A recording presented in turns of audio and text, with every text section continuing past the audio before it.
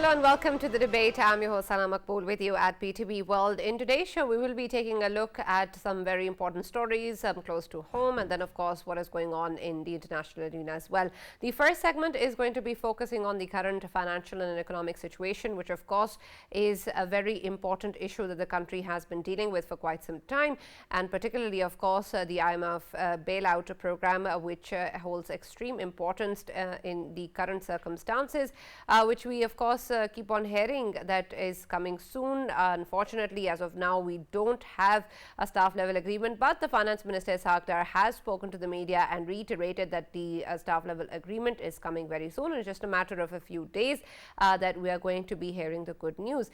He also emphasized on the fact that the delay in this program should not have happened, and the reason behind this is the trust deficit that has been caused by the previous regime, who was not able to uphold its commitments, and because of that and because that was a state's commitment that weren't upheld, the IMF is skeptical, and now because of the trust deficit there is a long way forward, and it's taking a long time for the ministry to go ahead and convince them, and so this is why the delay was there. But he said that the government is fully confident and committed to making sure that they put the country on the right track and the kind of reforms that are required as per the IMF's conditions as well. And for the next coming years as well, the government would want to put in place the kind of reforms and policies that are needed to put the country on the right track. So the finance minister seemed hopeful with the IMF program, but of course it remains to be seen when exactly we're going to be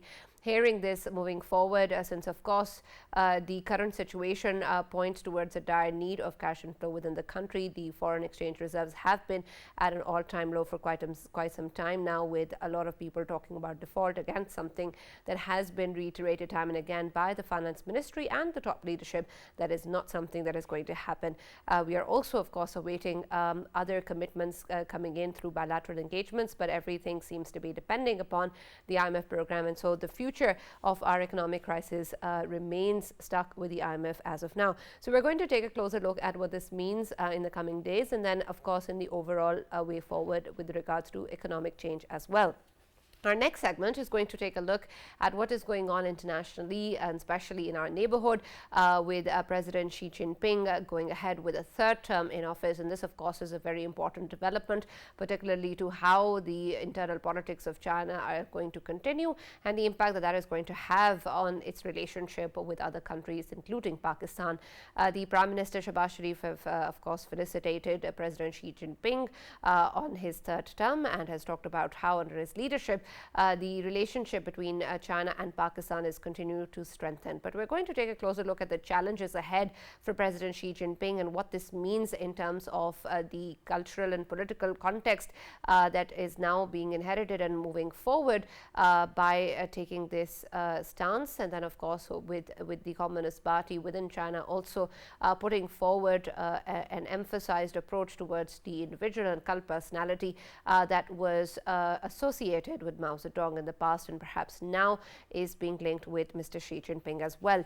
We're also going to be taking a closer look in our third segment regarding the issues of Iran and Saudi Arabia, something in which China again has played an important role, and it seems that in a China brokered dialogue, the move forward seems to be in a positive direction between the two countries after almost a lapse of 7 years, where the two sides have agreed to open up embassies in both the respective countries and then of course move on from there in a couple of months. And this will have important consequences, not just for the entire region, but also with particular reference to what is going on with Iran's nuclear program and the Yemen war, in which of course the involvement of both the countries is extremely important. And then of course the way that this relationship is going to impact the overall security dynamic with the US's relationship with the rest of the countries as well. So that is what we're going to be focusing on at the end of the show today. For this and more, as always, I've been joined online by respective guests. For our first segment, I've been joined by Mr. Ali Khizr, who's a senior journalist. Thank you very much, Mr. Ali, for joining us and being a part of the debate. I've also been joined by Dr. Hakan Rachib, who's a former advisor, Ministry of Finance, and a regular at our show. Thank you very much, Dr. Hakan, for taking the time out and being with us today. Mr. Ali, let me start with you. Considering where we stand today, there is, of course, a dire need to look at where the economy is currently going towards. But it seems that whenever we talk about the financial issues that the country is facing, it somehow comes down to the IMF program and the staff level agreement, which we still don't really see coming in. But apparently, we are going to be hearing the news coming in soon. This is what the finance minister is saying. What do you reckon is going to be the time frame in which the staff level agreement is put forward, and whether or not the factors that were earlier cited, particularly with the 4 prior actions, are not going to be an issue anymore? Thank you for having me on your program. So first of all, let me give you the perspective of that soon or the very soon. This program is somehow been pending for the last four months. It's since October, and that's coinciding with the time of the finance minister joining cabinet. And it's been happening like this way, delaying by a few weeks and few weeks and few weeks, and then finally when the IMF team came and the technical talks review was done, then the 4 weeks are now end on that, and still we expect this to happen. So there's so many gaps in there, and every time we've been hearing that this happening, this and another. Now, current situation, it's perhaps going to happen next week, but with the staff level agreement reached, there are other issues which between this and the board might have a meeting, you know. So the board meeting is contingent upon the assurances of the financial,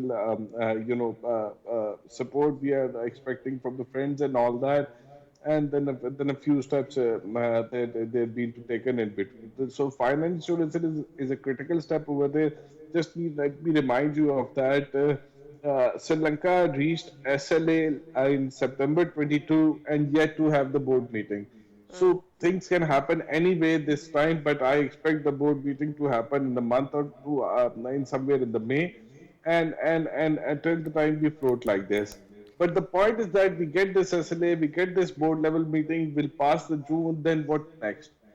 Because this crisis is perpetuating, and we are not out of the crisis unless we get 15, $20 billion cushion, or we go for a formal level of debt restructuring.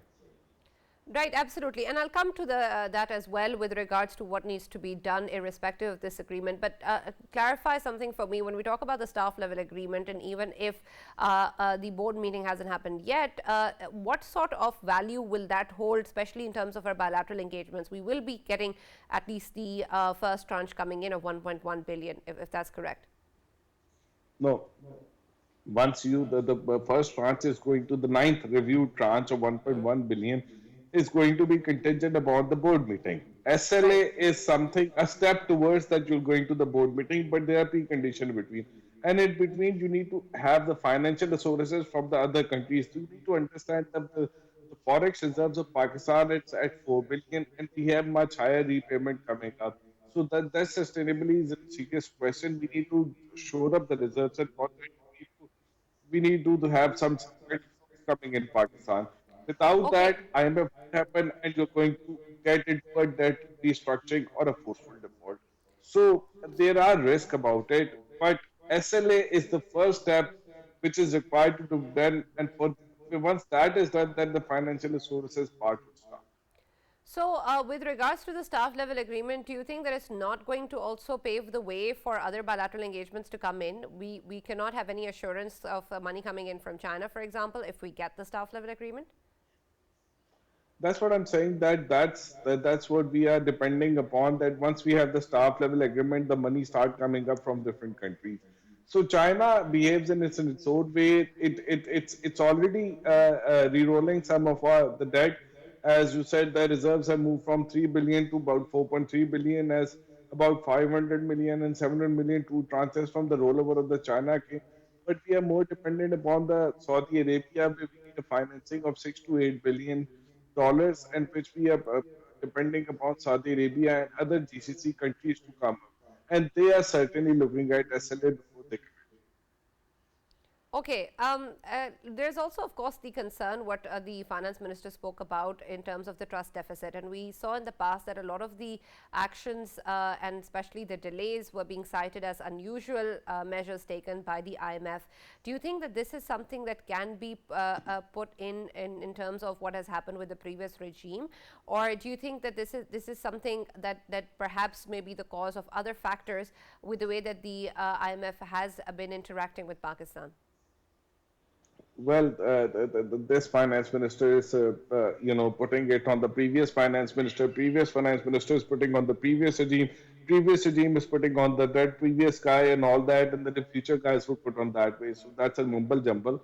So the things is that the political instability that started somewhere in February 22, the cases around the vote of no confidence. At that time, we were moving in the IMF path, and even before that, in 2021 May, when the then Prime Minister Imran Khan changed the finance minister to Shaukat Tareen and asked him that you have 18 months to perform and we'll go to election in December 22. So why December 22? What was happening in November 22? Then you did the first betrayal to the IMF. But then you come back to the IMF and you're moving forward. Fast forward February 22, UNC, you freeze the prices, you roll out the taxes, but there was no subsidy. Then there comes a UNC, and from April and May, you oil prices were rising up like anything, and you got a huge load of subsidies, and then the mistrust increases and all that. Then you did the seventh and eighth review in July, and then after the July, October, new finance minister came, and then the mistrust reaches a new level. So the mistrust kept on going from May 21, and it peaked as of now. The mistrust with this finance minister is higher than any other finance minister. That's the vibes I'm getting from the IMF. But there was a All right. mistrust between the Shaukat and as well. Yeah. All right. Another issue that has been cited by the finance minister is particularly with regards to the power sector, and we keep on hearing about how perhaps overall reforms are needed in certain sectors. And the issue with such statements or such factors is that it seems that this is being discussed in non-specific ways, and there is no real tangible step taken moving forward as to how exactly that's going to be implemented. Do you think that under the IMF program and the conditions put forward, we will have to go through it? And even if we do, how exactly will that happen in the current political crisis? You see, the Pakistan is not ready to take the reforms. It's elite, it's business elite, it's military elite, it's bureaucratic elite, it's political elite. They are simply not ready to take reforms, be it a government of PTI, be it a government of PDM, be it a government of military itself. For the reforms, you need to tax real estate. For reforms, you need to tax your retail and trade sector. For tax, you need to for reforms, you need to tax and document your agriculture income. And all those elites have a capture on it, and they don't want it. Only the business elite who are industrialized want this. None of them else wants it, and the media doesn't want it. So unless there is a resolve within the country where those who are into the power to go for this kind of reforms, nobody is there. Having said that, what IMF is saying is that okay, whatever you want to do, do it. You put the numbers together. You have to have your fiscal house in order. You have to have a certain level of fiscal deficit that takes you to control on the external deficits and inflation and so on and so forth. For that, you need to have this much of interest rate, this much of exchange rate, and to control everything, control the fiscal deficit. If now fiscal deficit, you have an option to raise revenue or reduce expenditure, and then when the revenues, you have option what to do. Since we are not taking to the path of the reform as an elite, we kept on increasing the indirect taxes. We kept on forcing the taxes on on the sector which are already taxed, and that's eluding the reforms, and that's deteriorating the economy and hurting the economy. So unless we Right. have a resolve at our home, nothing to happen. All right. Let me also welcome in the discussion Dr. Hakan Najib. Dr. Hakan, the discussion around the staff level agreement is important, and what Mr. Ali pointed out is, of course, what exactly will be the cause of celebration, even if we get the staff level agreement. And I understand that's a step in the right direction, and we need that to move forward with the IMF program. But if there is no money coming in and we still need the board meeting to happen, it seems that there is a lot of concern as to how exactly will this particular move benefit the current situation. Are we depending on the presumptive stance of money coming in from countries like China, or do you think that there will be value in terms of the staff level agreement necessitating a board level meeting sooner rather than later? Dr. Hakan, can you hear me?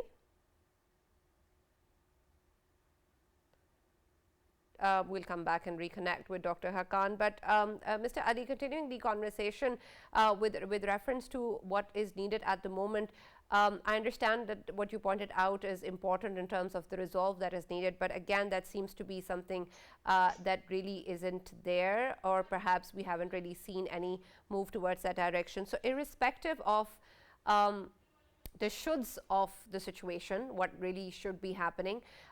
Currently, what options does Pakistan even have beyond the staff level agreement, as you were initially talking about? Because this is, of course, also limited to the current fiscal year, and then we'll have to perhaps go back to the IMF. Do you think that the certain situation allows us to be able to approach the IMF in this regard? You see, the situation is very precarious. The state bank reserves are down to 4 billion. You're restricting your imports, and as you see that many sectors are not importing adequately, and there's very small quota for the non-essential, so-called non-essential items, and many businesses are losing their business, or many people are losing their job. So in this situation, we need to kickstart the economy. We don't have any space to do so, and there is nobody in the world is coming to help us out unless the IMF comes and agree to that. So going to the IMF, getting the SLA done, getting the board done, getting to the new program is of utmost importance. It's something we need to for survive, and that's why either you do it painfully, like the way Sri Lanka is doing, or you do it willfully. That's your option. For the past 12, 18 months, we have choose to go to the forceful path. We haven't really, we denied the willfulness because of the political instability. And I think still we have a time. We need to get the house together. We need to have a political stability, and we need to sit down together and get all the stakeholders aligned and do reforms in a true sense. In that way, IMF would continue and the funds would keep in and bring investment. And all Pakistan needs is just $20 billion in the next 2 years. In this world, for a 220 million population, $20 billion is peanuts. But nobody is going to help you unless we help ourselves. And we are not Abs- ready to do that. And we are Absolutely, denying it. exactly. That definitely is the problem. Dr. Hakan, I believe you're back with us. Can you hear me? Yes, I can hear you very well. All right, welcome to the debate, Dr. Hakan. We were, of course, talking about the IMF staff level agreement and the announcement made earlier by the finance minister that it's going to be coming in very soon. But I want to understand the way that that's going to actually benefit us, and not just limited, of course, in terms of how that's is a step forward in our discussions with the IMF program, but in terms of money coming into the country. Since, of course, the board level meeting is still pending, and it seems that because there has been so much delay, we don't really know when exactly that's going to happen. And so, if that's not happening, what really is going to be the benefit moving forward? Just the bilateral engagements that we're counting on, or is there anything else that we can hope for? So, Sana and Patafi Saab, it's always good to be with you on PTV World. I think one thing Unfortunately, should be Patafi very Saab is clear not to us. with us today, but he is, of course, welcome in the show as Okay, always. all right. So, Sana, I mean, one thing should be very clear to us that there is nothing else that Pakistan can do at this stage but to be with the IMF, use IMF as an anchor, not only for the reforms, but for what you just mentioned, our ability to pick up dollars. Pakistan is in a severe dollar liquidity crisis today, and that is not going away in the short run without being in the program that will complement the monies that we can pick up from China, Saudi Arabia, UAE, multilaterals, bilaterals, friendly countries. Our access to commercial financing would stay weak even if we were to go back to the fund program. The problem here is that this ninth review has turned out to be tougher than most of the reviews that we've done in this program. And the particular aspect which makes it very difficult is that the trust gap over the 12 14 months has increased, and that increase has come because time and again we have strayed away from the conditions that we agreed with the fund, whether it was on petroleum pricing, whether it was on pegging the rupee to the dollar, monetary strengthening, with change in electricity prices. And when we did take the actions, they also came in delayed. Why is this so? Because this is a time where there is a government which was on the last year or so of their term. The unpopular decisions were hard for them. They were politically toxic. So obviously there was a delay, and there was, I think, inherently uh, this effort that we could get away with taking money from our friendly countries and go through. But I think today that recognition is clear that we cannot move ahead even in the next 4 months without having IMF on board. Now, the staff level agreement, I think, where it hinges today, and I've always said this, I've been on the table in this program, I've been on the table when Dar Saab was running the 2016 program. Pakistan's competence level or any recipient country's competence level to deal with the fund determines the outcome of every review. We did 12 reviews with the fund last time. Sana, I keep saying this. There is a misnomer in Pakistan that Pakistan has somehow been in 23 programs. Very serious people keep saying this. Pakistan has never ever in its life completed a fund program. The 2016 is the only fund program Pakistan has ever completed. So, Sana, you'll understand the difficulty in doing the reviews and completing this. So, I think today, even besides the mistrust, it's the competence level of the recipient country which is making a difference. And, lastly, the support from the friendly countries, the multilaterals, the bilaterals, and our commercial access has gone weak. That's got to do with the geostrategic situation, but it's also got to do with the fact what the finance minister of Saudi Arabia said. He said, we are taxing our people. You should tax your people. Look at when we presented the circular debt management plan, and because in 2013, when we went to the fund, I remember sitting and crafting this with the other boys and girls in the team. We went and said we had a deficit of 952 billion. Why am I putting you this figure? The second figure is that since September 2020, Sana, we had not changed gas prices. So the humps to complete the pricing reform, the humps to complete even the indirect taxation reform appeared so large that the decisions kept on getting delayed, and the hope was that either we get monies from friendly countries or we go to the IMF and somehow are able to lean in on them that they should be easier. But they couldn't have been easier. Our three areas: fiscal, our exchange rate, our energy sector, and the fourth one, the monetary side to control inflation, were all requiring pricing and other adjustments, which were certainly large. And there came the adjustments, and you can see that still we have 31% price inflation, we have 47% food inflation. So it's a difficult time for the country. And yet, Absolutely. And I'd like to talk more about that, but I want to explore further what you talked about, the onus being on the recipient country. And that's important because earlier also we were talking with Mr. Ali with reference to how the blame game perhaps goes way back.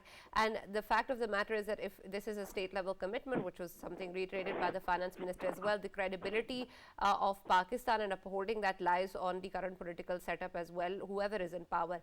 And so how do we move forward from where we we stand today in order to ensure that credibility when we seem farther away than we ever were, perhaps from a political consensus that is needed for any and every reform possible, and especially with regards to the economic situation? So, Sana, that's an excellent point that you're raising, right? Right now, Sana, I've had the a good honor of working with all these three political parties. They're all mature people, PPP, PTI, and PMLN, and the rest of the parties in the PDM. One thing I think a consensus should be is a charter of certainty. I've always said that doing a charter of economy is a hard thing to do because everyone has a different ideology. But doing a charter of certainty is not a hard thing to do. And what do I mean by a charter of certainty today? At least we should have some consensus moving forward that the fund is the necessary condition today to ride out this difficult period on the balance of payments challenge. If they don't understand, they should sit with a couple of professionals. They would easily be able to understand that Bangladesh, with $34 billion in reserves, without a balance of payments challenge, went into an IMF program on the 30th of January. Pakistan, with $4.3 billion of reserves, receiving reserves, which 14 months ago were standing nearly $18 billion, cannot take the chance of not being in a fund program. So a charter of certainty on the IMF, a charter of certainty which kind of gives you a roadmap of when and where are you going to have the elections. When I use when and where, I mean on the provincial side as well as on the federal side, when is that going to come? I think that kind of political certainty at least would give not only the IMF but the friends also. Just think about this. Right now, I think with the fund, there are two key areas which are coming under pressure. The first one is the Kingdom of Saudi Arabia going to give us the 2 billion? Are the multilateral program financing coming in? Is the current account going to be what it is? And secondly, again, there are issues on the power sector which are difficult to resolve, and I understand these pricing reforms at this time are difficult to do, but not doing them is not an option for Pakistan. I've always said this, that when an economy is an ICU, the only doctor in the world that repairs that ICU position is the IMF. And that consensus, and I've even heard the PTI side saying this, that once we are in power, we would like to keep ourselves engaged with the fund. So Right. that is something, the countries should come together. And I've always said the last point is that we should strengthen the government's hand to be able to sign on the dotted line on the pricing reforms which get us over the hump. Right, absolutely. Thank you very much, Dr. Haqqani, for taking the time out and speaking with us today. Mr. Ali, another important aspect, of course, is whenever we talk about this, as Dr. Haqqan was saying, is that the situation is extremely tough and this is what we have to deal with. And of course, the way forward is with the IMF program, but it comes with the kind of difficulties and tough measures that the government has to take. But this also means, as you were earlier referring to, that the poor segments of the society are who are going to bear the brunt the most. And because of that, whenever we talk about what sort of measures can possibly be taken to support that, the mechanisms of the BISP and such programs are cited as the way forward. But how much of a capacity do you think these programs will have given the current circumstances? That's a very good question. I mean, this is a country of 220 million people, and with this kind of inflation we are facing and this kind of unemployment it is having, the people who are going into the poverty is a much higher number than what BSP covering at this point. And if you know if and how much cash you're giving, maybe 10,000, 12,000 per household for 3 months or something, that's peanuts for this kind of a thing. So you need a much broader and much bigger program in terms of the BISP, and its dynamism has to be much more. You have to cover health, education, you have to cover energy, you have to cover all the other aspects where through those social programs, these social programs are very weak in implementation and the cash is there, the intent is right, but he has to broaden a lot. And I mean, the Pakistan is one of the biggest countries with the philanthropy ratio and all that. and those philanthropy gonna hurt as that because those who give philanthropy are feeling the burnt as well. And then there could be an issue of food shortages. So there are signs that maybe the 6 to 12 months there might be shortage of some kind of a basic food. In that case, there's going to be a very difficult situation. So the social network has to expand, and there is no fiscal capacity as of now to do so without implementing the taxation where it is required. Right. Thank you very much, Mr. Ali Khizr, for joining us and being a part of the discussion today. Much, of course, remains to be seen at the economic front, but we hope for good news coming in and for Pakistan to be able to at least start towards a direction that is important for its political and economic success. We're now going to be taking a look at what is going on internationally and particularly in the neighborhood with, of course, President Xi Jinping being given a third term, and then, of course, what this means in terms of the relationship with Pakistan and other countries and also the internal politics of the country. We're also going to be taking a closer look at the China brokered dialogue between Iran and Saudi Arabia and how the two countries' relationship is now going to evolve in the current circumstances and exactly how that is going to have an impact on the Iranian nuclear deal and the Yemen war. For this, we have been joined online by Ms. Zoon Ahmed Khan, who's the Fellow Center for China and Globalization. Thank you very much, Ms. Zoon, for being a part of the debate today. Let me first start Thank you, with Sana. you in terms of the appointment of the third term of the President Xi Jinping, perhaps something that was expected, but in terms of how that's going to impact the political dynamics of China, especially with reference to how it has evolved in the past, what do you make of what the next 5 years of China is going to look like? Firstly, Sana, again, thank you for inviting me to the program. So I think I'll try to give your viewers a bit of a context. What's happening in China right now is called the two sessions. These are two simultaneous meetings between the CPPCC, which is the consultative body of the Communist Party of China. And these are people who are going to initiate laws, and basically they're going to initiate proposals. And the NPC is basically the National People's Congress, which is going to pass and act on those laws. Some will be voted on. This is also the meeting in which President Xi has been re-elected at the third time as president.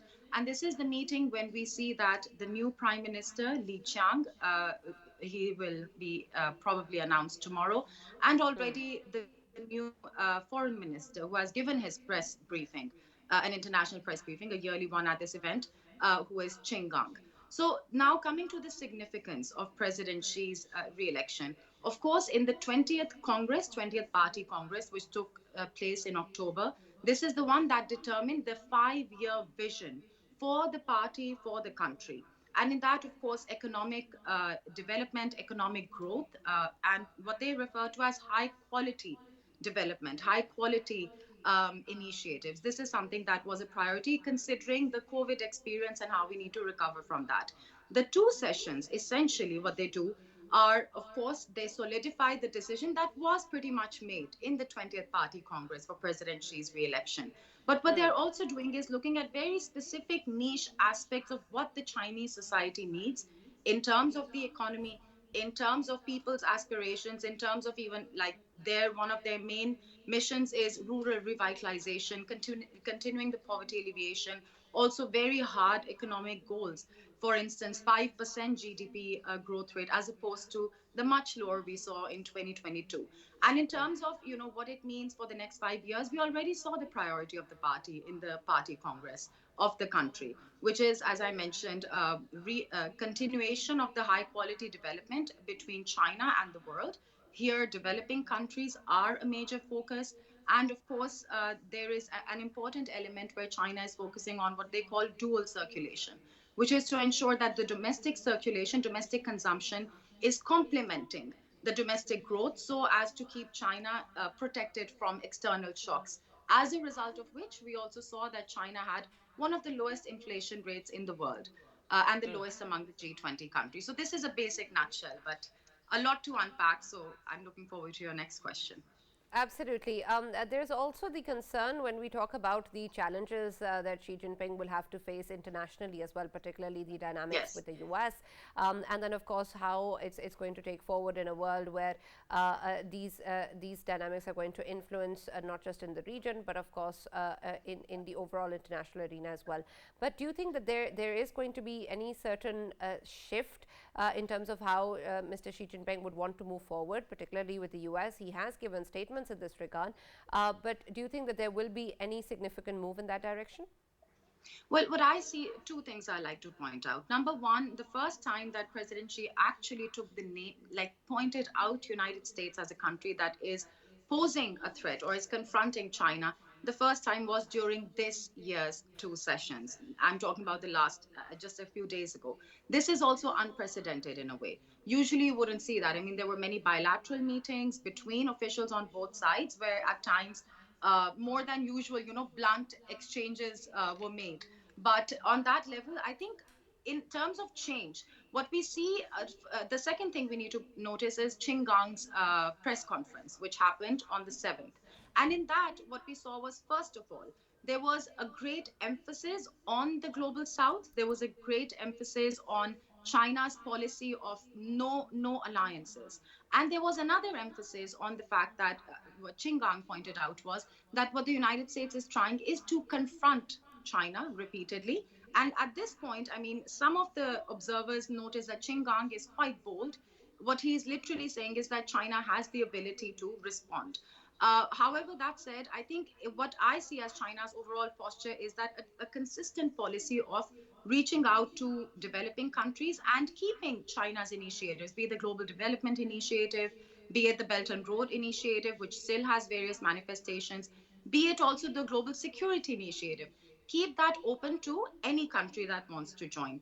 Another important aspect, I mean, you also mentioned the deal that China brokered between Saudi Arabia and Iran, is that China is making that statement also through 2.5 weeks ago. The peace plan, the potential peace plan, they proposed for Russia-Ukraine crisis as well. And in that plan, what many analysts, and including myself, we see is that the real, of course, what they're saying is dialogue and end to the conflict. And this is a voice that resonates deeply with countries of the global south that want an end to the conflict. And that is again what we see with the Saudi Arabia and Iran deal. So I think China will come off as more confident in Right. terms of responding, but in the end, I think what they are aiming for is to get more to further deepen and strengthen their partnerships, be they in any part of the world. This is going to Right, remain the right. And emphasis I for want to China. explore that a little bit more in terms of whether or not China would also like to emphasize its role as a mediator in Yes. terms of its brokering its deal, not just with Iran and Saudi Arabia, but as you earlier pointed out, in terms of making sure that there is a conflict resolution elsewhere in the world as well. Is that, do you think, a stance that China would like to take more seriously now? 100%. I think, if you look at China's basic foreign policy principles, and this predates even, President Xi's presidency, the five principles of peaceful coexistence is what they call them. And even if you look at the Shanghai Cooperation Organization's overall mandate, it is anti-alliance and pro-partnership. So for China, their stance is, and let's also, I mean, first is that what they are communicating. Their stance is against alliances and by. All right. Thank you very much, Ms. Zoon. Unfortunately, that's all that we have time for, and we'll have to end the program here. But thank you very much for being a part of the discussion. That's all that we have from the debate. We'll see you on Monday.